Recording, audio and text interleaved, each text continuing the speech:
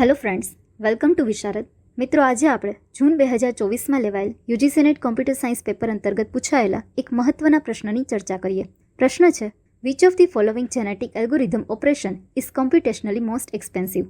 Option 1 convergence testing, option 2 initial population creation, option 3 selection of sub population formatting, option 4 reproduction to produce next generation. તો મિત્રો, આ પ્રશ્નમાં આપણને genetic એલ્ગોરિધમમાં કયું operation computationally સૌથી વધારે એક્સપેન્સિવ છે તે ફાઇન્ડ કરવાનું કહ્યું છે. તો આવો મિત્રો, સૌપ્રથમ જેનેટિક એલ્ગોરિધમ શું છે તે સમજીએ. જેનેટિક એલ્ગોરિધમ એક ઇવોલ્યુશનરી એલ્ગોરિધમથી બિલોંગ કરે છે. તે એક એડપ્ટિવ હ્યુરિસ્ટિક સર્ચ એલ્ગોરિધમ છે. એડપ્ટિવ એટલા માટે કે એન્વાયરમેન્ટમાં થતા કોઈપણ ચેન્જીસને પોતાનામાં ઇઝીલી એડપ્ટ કરે છે.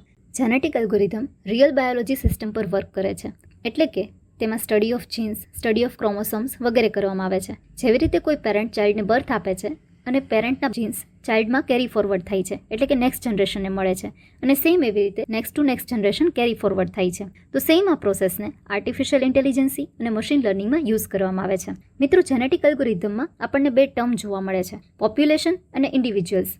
ઇન્ડિવિજ્યુઅલ્સ એટલે કોઈપણ પ્રોબ્લેમ માટેના પોસિબલ સોલ્યુશન્સ, તેને ઇન્ડિવિજ્યુઅલ કહેવામાં આવે છે, અને આ દરેક ઇન્ડિવિજ્યુઅલ્સનું કલેક્શન એટલે પોપ્યુલેશન. તો હવે મિત્રો, જેનેટિક એલ્ગોરિધમને તેના ફ્લો ચાર્ટથી સમજીએ. સૌથી પહેલું સ્ટેપ છે સ્ટાર્ટ. ત્યારબાદ આવે છે ઇનિશિયલ પોપ્યુલેશન. ઇનિશિયલ પોપ્યુલેશન એટલે કરંટ જનરેશન, જે નેક્સ્ટ જનરેશનને પ્રોડ્યુસ કરવાની છે, જે પ્રોબ્લેમ માટેના રેન્ડમ સોલ્યુશન છે.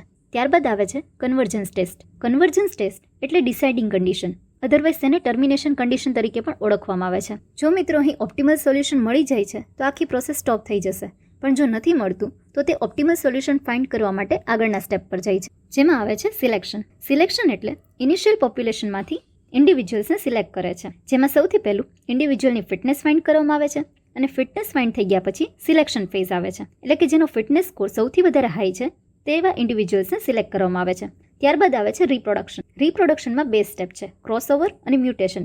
જેમાં ક્રોસઓવરમાં જે બે પેરેન્ટ આગળ સિલેક્શનની પ્રોસેસમાં સિલેક્ટ કરેલા છે તે બંનેના સારા જીન્સને ઓફસ્પ્રિંગ કરવામાં આવે છે, એટલે ઓફસ્પ્રિંગની મદદથી ન્યૂ જનરેશન ડેવલપ થાય છે. ત્યારબાદ આવે છે મ્યુટેશન.